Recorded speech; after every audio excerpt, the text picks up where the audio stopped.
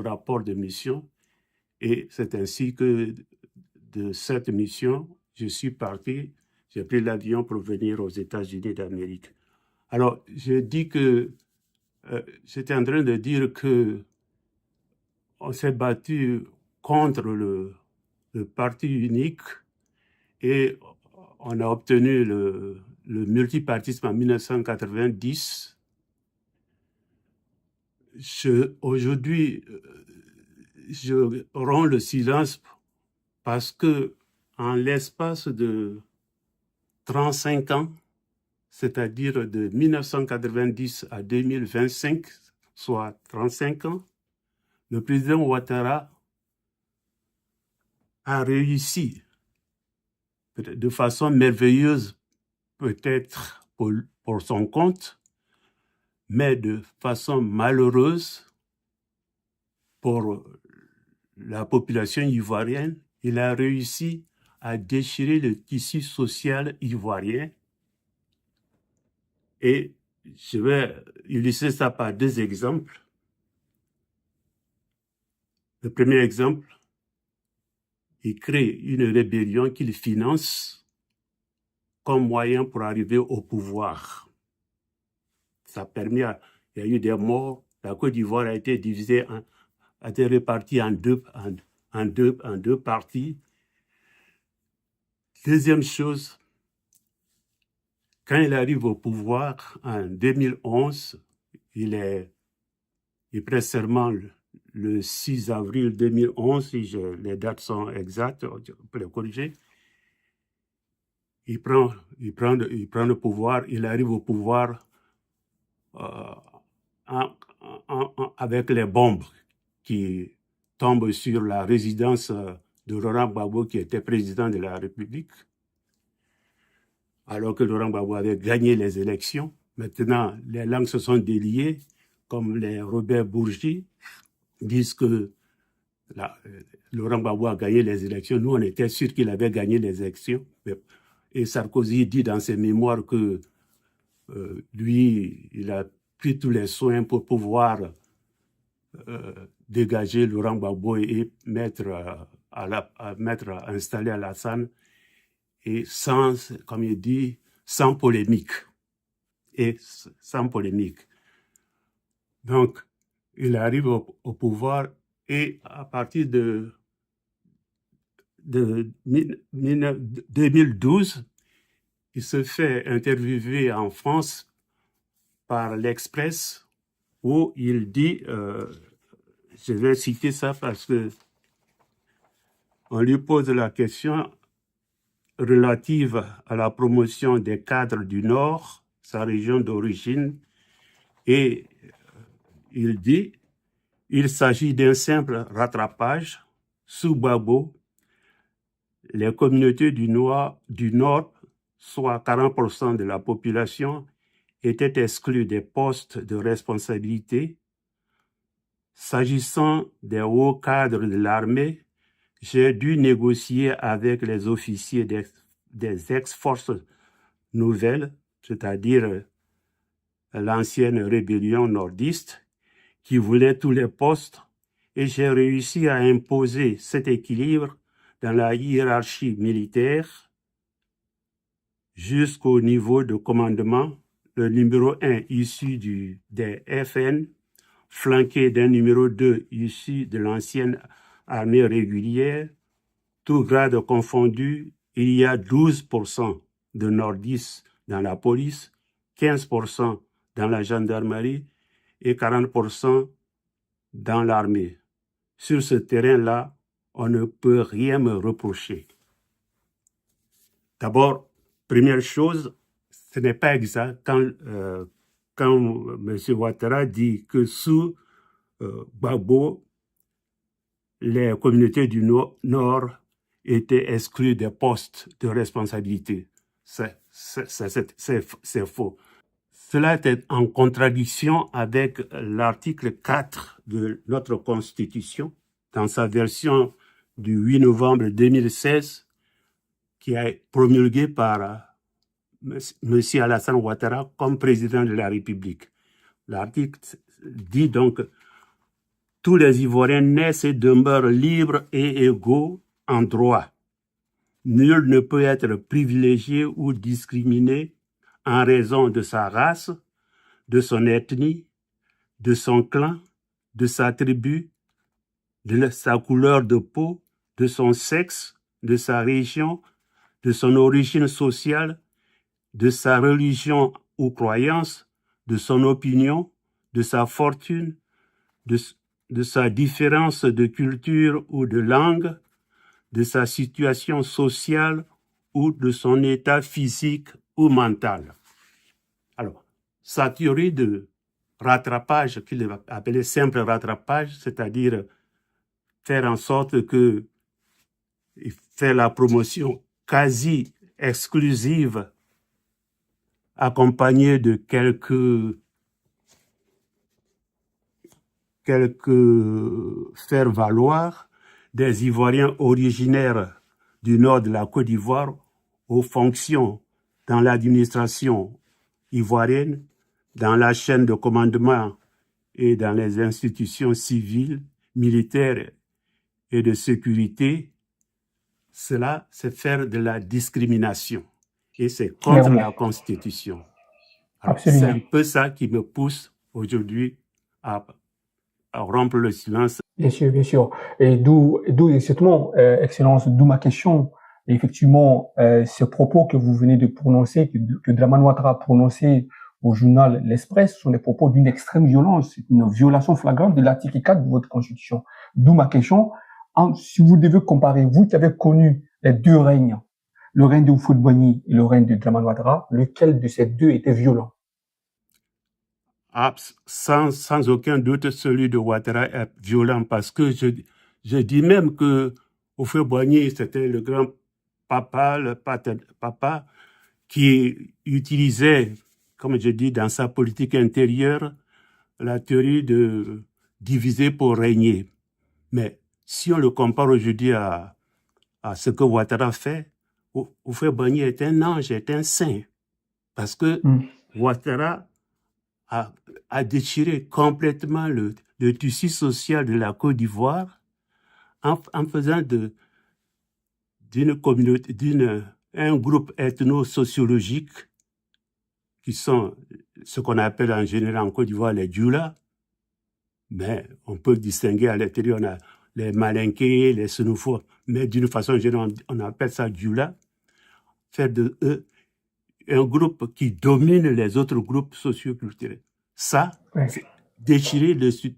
Alors que, en Côte d'Ivoire, bien avant l'arrivée de M. Ouattara à ses postes en 1990, dans presque tous les petits villages de Côte d'Ivoire, on trouve toujours ce qu'on appelle un Djoula-Boukou, c'est-à-dire un quartier spécifique des gens du nord des Djoula.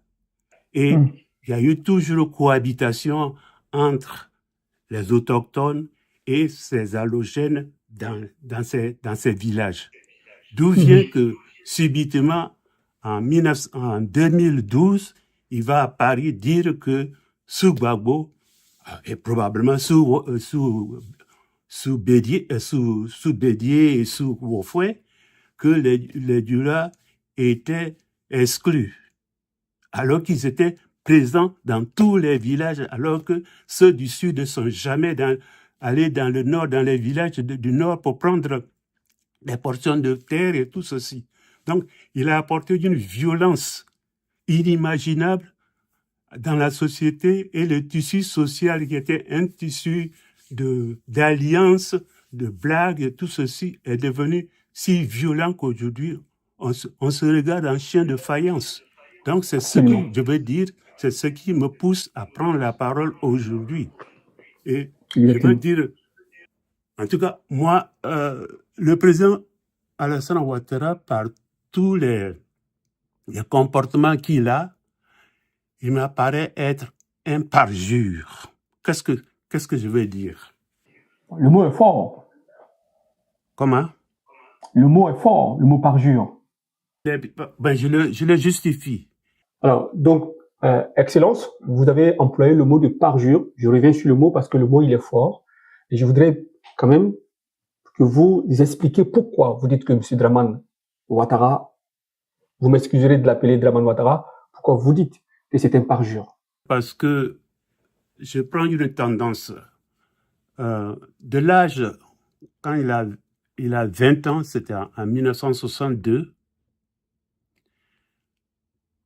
et quand il a 48 ans, en 1990, il se dit citoyen voltaïque, et puis plus tard burkinabé, pour poser des actes. Il pose des actes dans la vie, pour l'acte comme étudiant dans un programme que les Américains ont mis en place pour attirer les cadres africains dans ce programme pour pouvoir, l'Amérique veut avoir des relations avec les pays africains. Ils font un programme qu'on appelle AFGRAD, African Graduate, et on va recruter dans chaque pays africain des jeunes bacheliers qui viennent faire des études aux États-Unis. À cet égard, M. Ouattara, il arrive aux États-Unis comme citoyen voltaïque, puisque c'est en 1962. Sankara n'a pas encore fait la révolution pour appeler le pays Burkina Faso. Donc, il arrive aux États-Unis et là, je ne raconte pas des histoires parce que j'ai un compatriote qui vit aux États-Unis avec moi en ce moment, qui a fait partie de ce programme et qui était sur le même bateau entre Le Havre et New York, sur le bateau avec M. Ouattara. Et M. Ouattara était voltaïque et lui, il était ivoirien avec 2 autres personnes. Bon, donc, ça, se faire passer. Je continue mon argument. Il est après étudiant à l'université de Pennsylvanie, de Ivy, là. Il est étudiant en économie. Et là encore, il a la maîtrise et le doctorat en tant que citoyen voltaïque et burkinabé. Il se marie aux États-Unis sous le régime de citoyen voltaïque et burkinabé, et il est fonctionnaire international à la Banque mondiale, au Fonds monétaire, comme citoyen voltaïque. Alors, à partir de 1990 à ce jour, il est maintenant ivoirien. Je ne veux pas mettre en cause. S'il est ivoirien, je dis, bon, il est ivoirien. Mais alors, s'il est ivoirien, et il est ivoirien de naissance et de père et mère eux-mêmes ivoiriens. C'est ça là qu'on dit. Il est ivoirien de naissance et il est de père et mère eux-mêmes ivoiriens. Donc, s'il est ivoirien de père et de mère eux-mêmes ivoiriens, qu'est-ce qui s'est passé entre l'époque où il avait 20 ans et l'époque où il a 48 ans? Est-ce que c'est pas un parjure, ça? S'il est ivoirien de père et de mère eux-mêmes ivoiriens, il y a là un parjure de la personne qui prétend être d'une autre nationalité et au titre de cette nationalité bénéficie d'une bourse américaine, étudie, a un doctorat et une maîtrise et un doctorat qui porte où sa citoyenneté est voltaïque burkinabé. Il se marie sur ce régime, il est fonctionnaire international sur ce régime. Et à partir de 90, subitement, il nous dit « Je suis ivoirien de père et de mère eux-mêmes ivoiriens ». Oui, Excellence, c'est extraordinaire ce que vous dites. Et c'est tellement intéressant ce que vous dites. Si je suis votre raisonnement, Excellence, c'est comme si si M. Ouattara, si on se fie à ce qu'il dit, qu'il est ivoirien de père et de mère, donc de l'âge de 1942 à 1962, il est supposé être ivoirien, puisque officiellement, c'est à partir de 1962 qu'on le reconnaît, qu'on voit ses traces en tant que citoyen voltaïque. Donc, de ce point de vue-là, s'il est ivoirien de père et de mère, comment il a obtenu la nationalité voltaïque? Soit il a volé la nationalité voltaïque, ou soit il y a quelque chose qui ne va pas. Et donc, s'il dit qu'il est ivoirien de père et de mère, ça veut dire qu'à partir de 1962, M. Dramane Ouattara a volé la citoyenneté voltaïque. Et s'il a volé la citoyenneté voltaïque et qu'il devient ensuite ivoirien à partir de 1990, ça veut dire à nouveau qu'il a volé la nationalité ivoirienne parce qu'on n'a aucune trace de naturalisation de M. Ouattara. Est-ce que je me trompe? C'est pour ça que j'utilise ici. C'est pour ça que j'utilise ici le terme de parjure, parce que, tu vois, et que j'utilise le terme de parjure parce que l'une des conditions pour accéder à la magistrature suprême, c'est que la personne, le candidat, soit de bonne moralité. C'est ça. La caméra dit haut. Que la personne soit de bonne moralité. Et quand on voit cette tendance, on se pose des questions en disant, et comme je dis, donc, quand à cela s'ajoute la création de la rébellion, et puis la promotion, le rattrapage ethnique, qui viennent déchirer le tissu social ivoirien. Le tissu social ivoirien, la Côte d'Ivoire, on n'est pas des saints. Nous sommes une société, il y a des problèmes de société, mais on s'entendait. Sous Houphouët-Boigny, on s'entendait. On disait, on l'appelait de l'enfer, je ne sais plus quel est le terme, on avait un terme, il m'échappe, mais c'était le bon vieux papa. Bon, il y avait le diviser pour régner, tout ceci. Bon, à moi, il est allé dire à mon grand frère que je ne l'aime pas. Alors, c'était une façon de dire à mon grand frère que c'est une pression sur mon grand frère. Et je ne peux pas dire en public ce que j'ai répondu à mon grand frère, mais... Oui. Je ne peux pas dire en public ce que j'ai répondu à mon grand frère, parce que mon grand frère m'a dit, tu parles à un évêque et puis tu utilises ce langage. Qui est allé voir mon grand frère. C'était ça, on va faire pression sur... On envoie quelqu'un de la famille faire pression sur le jeune et tout ceci. Il a été voir mon grand frère. Et puis, enfin, il n'a pas été voir mon grand frère, mais peut-être que mon grand frère est allé le voir en tant que... Et puis, comme il a son service secret, il a dû savoir que j'étais le petit frère de l'évêque de Guinwa. Donc, il dit, puisqu'on a les mêmes noms, donc il n'y a pas de secret. Il dit, mais votre petit frère ne m'aime pas. Donc, mon frère est venu faire pression sur moi. Alors, je lui ai répondu, je lui ai répondu que ce que je lui ai répondu, je ne peux pas le dire en public. En public, oui. Mais quand mon frère a réagi, tu parles à un évêque, là, et puis tu utilises ce langage.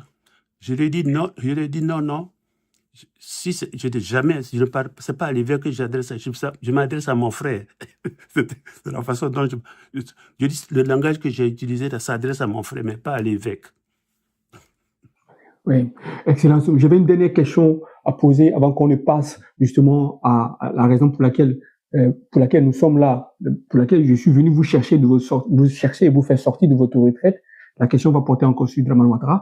Comment vous expliquez que Dramane Ouattara ait dit publiquement qu'il est ivoirien de père et de mère après avoir montré des parents ivoiriens et que la Haute Volta n'ait jamais demandé à Ouattara comment il a acquis la nationalité voltaïque? Pourquoi la Haute Volta n'a jamais demandé à Dramane Ouattara comment il a acquis la nationalité voltaïque s'il prétend qu'il est ivoirien de père et de mère, qu'il est né à Dimokro? Comment ça se fait que, d'après vous, Blaise Compaoré ou la Haute Volta n'est pas demandé à Dramane Ouattara? Alors, si tu es ivoirien, comment tu as acquis notre nationalité en tant que voltaïque?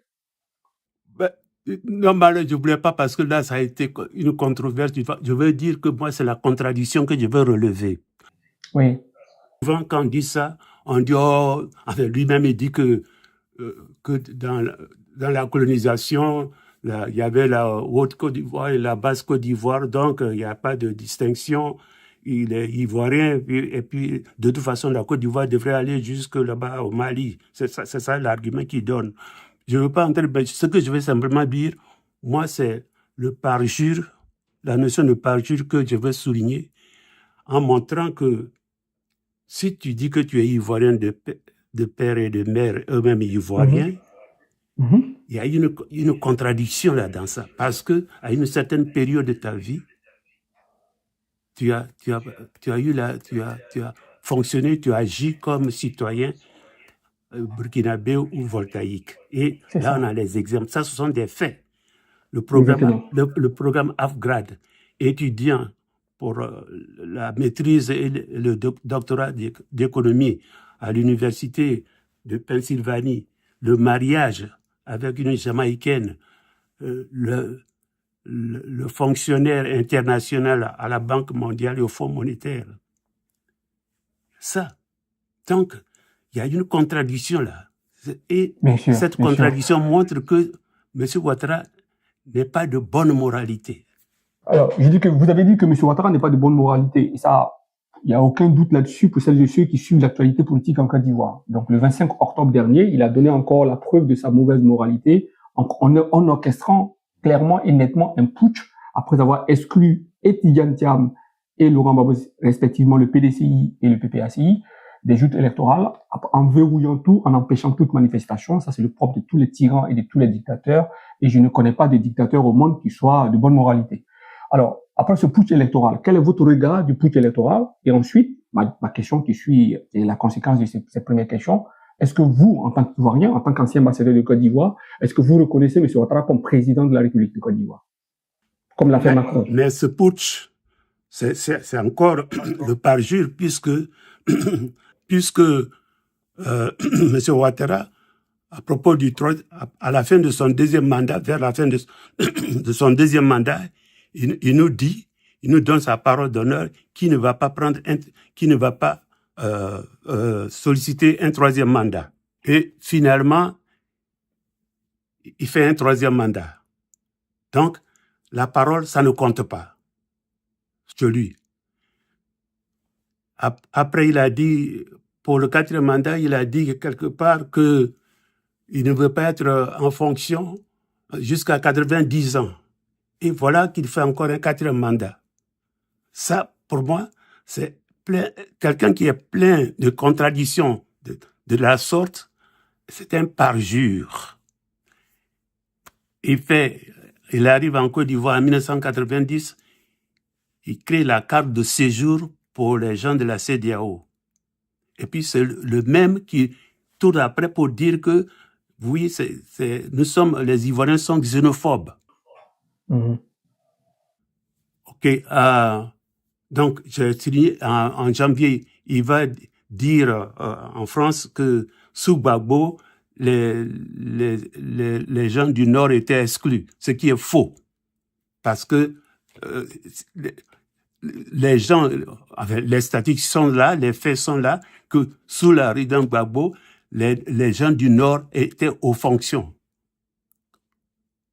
Et on a des statistiques, je n'ai pas pu retrouver le document qu'a produit, paix à son âme, Sarata Otro Touré, qui est une Touré de Samatigila, qui a été directeur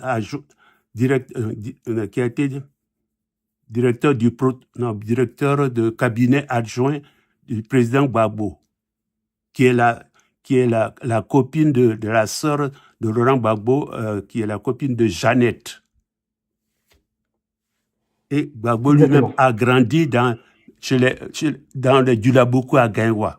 Donc, à Gaïwa. Donc, quand Ouattara dit que sous Gbagbo, les Djula étaient exclus des responsabilités, c'est faux. Et donc, c'est ça, c'est cette tendance de pouvoir fabriquer des choses pour pouvoir s'en sortir. Il fabrique la carte de séjour et puis après, bon, celui qui a fabriqué, c'est pour ça que la carte de séjour, il a fabriqué la carte de séjour. Donc, les gens de la CEDEAO et puis tous ceux qui étaient allogènes en Côte d'Ivoire ont commencé à tricher pour pouvoir à prendre la nationalité ivoirienne pour pouvoir rester. Et il a créé un chaos dans le tissu social de la Côte d'Ivoire. C'est ça mon problème. Le problème, c'est le tissu social. Il a créé des problèmes, il a déchiré le tissu social pour sa promotion Exactement. personnelle au détriment de la cohésion sociale des Ivoiriens. Oui, Excellence. Oui, Excellence, d'où ma question. Donc, clairement, vous ne reconnaissez plus à partir de maintenant M. Ouattara comme le président de la République de Côte d'Ivoire. Non, parce que c'est pas des élections, ça. C'est pas des élections. Même au Boigny, les premières élections après l'arrivée du multipartisme en Côte d'Ivoire en 1990, comme ceux qui sont au pouvoir donnent des pourcentages à ceux qui sont dans l'opposition, Oufo Boigny a pris 82% et il a donné à Gbagbo 18%. Qu'est-ce qui se passe en 2015?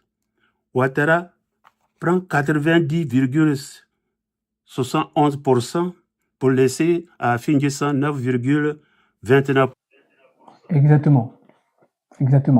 En 2020, il prend 99,99% pour laisser à KKB 2,42%.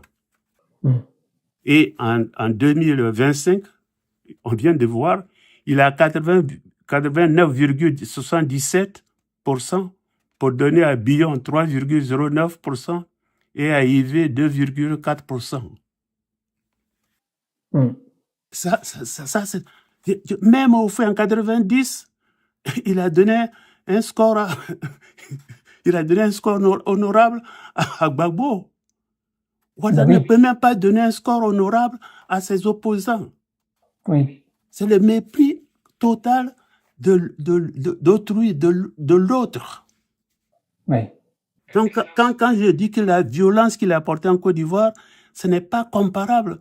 Au fait, était le bon papa qui faisait un peu diviser pour régner. Bon, on a accepté ça, on s'est révolté contre ça. Mais Ouattara est venu détruire la société ivoirienne. Et pour ça, le groupe ethno-sociologique qui était le plus intégré jusque dans les petits villages, il nous raconte que ce groupe n'a jamais été intégré, qu'on l'a bafoué, et c'est pour ça qu'il veut faire un simple rattrapage. Et en faisant un simple rattrapage, il est contre l'article 4 de la Constitution, et étant contre l'article 4 de la Constitution, son parjure va jusque dans la formule de prestation de serment. Que dit la formule de prestation de serment? Il a fait ça en 2011, il a fait ça rebolote en 2015, en 2020, et maintenant il va faire ça en 2025. Que dit la formule? La formule dit « Devant le peuple souverain de Côte d'Ivoire, je jure solennellement et sur l'honneur de respecter et de défendre fidèlement la Constitution, d'incarner l'unité nationale, d'assurer la continuité de l'État et de défendre son intégrité territoriale, de protéger les droits et libertés des citoyens, de remplir consciencieusement les devoirs de ma charge dans l'intérêt supérieur de la nation. » Et il a prononcé à 4 reprises ce qui suit. Que le peuple me retire sa confiance et que je subisse la rigueur des lois si je trahis mon serment. Ouattara a trahi 4 fois, enfin 3 fois, plus 4 fois là, bientôt, son serment. Donc Ouattara, il est rejeté par le peuple et je ne peux que approuver ce que le peuple fait, le peuple ivoirien. Donc, Donc pour vous, Ouattara n'est plus le président de la République de Côte d'Ivoire. Oui. Donc, Oui. qu'est-ce qu'il est actuellement? Qu'est-ce qu'on a à la tête de la Côte d'Ivoire aujourd'hui? On a à la tête de la Côte d'Ivoire un usurpateur qui ne respecte aucune loi, qui dit que il va faire 2 mandats. Il a même dit qu'il allait faire seulement 1 mandat et puis partir pour régler tous les problèmes et partir. Il a fait 2 mandats parce que c'était seulement un mandat exceptionnel. Parce que, rappelons-nous, il y a eu toute une controverse sur le fait qu'il ait dit qu'il est né, il est de père et de mère eux-mêmes ivoiriens. Il y a des faits qui ont fait que les gens ont dit, et Laurent Gbagbo voulait absolument mettre l'article 35 de la Constitution au référendum pour que les Ivoiriens se prononcent. Bon, il a mis en place, sur pied une rébellion, la paix, et Laurent Gbagbo a gouverné la Côte d'Ivoire seulement de 2000 à 2002. Et puis après, Exactement. Il est allé par Monts-et-Vaux pour chercher la paix. Et pour la paix, bon, finalement, il a accepté tout, les humiliations et tout ceci. Comme il dit, les jeunes qui se sont laissés berner par l'homme qu'ils ne connaissaient pas. Et aujourd'hui, certains disent, ah oui, mais j'ai combattu Gbagbo, mais c'est lui qui m'a donné une habitation, qui m'a donné une maison à Abidjan. Et c'est Ouattara pour qui j'ai combattu Gbagbo qui m'arrache la maison.